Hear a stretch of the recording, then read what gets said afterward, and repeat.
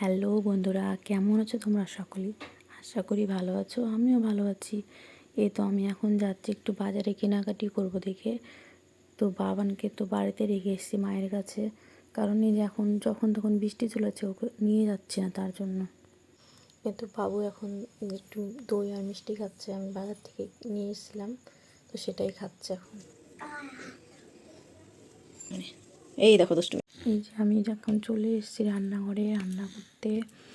এখন রান্না করছি বাসন্তী পোলাও আর পনিরের তরকারি।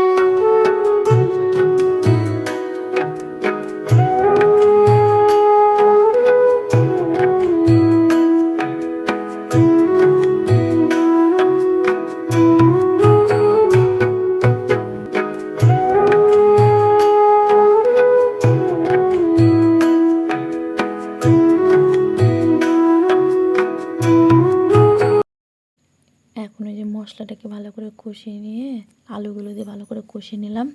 ভাজা পনিরটা দিয়ে জলটা দিয়ে দেবো, গরম জলটা। তারপরে ঘি আর ওই যে গরম মশলা দিয়ে নামিয়ে নেব। আর বন্ধুরা, তোমাদের যদি আমার ভিডিওটি ভালো লাগে তো পাশে থেকে সাপোর্ট করো। এই দেখো ফাইনাল লুকটা।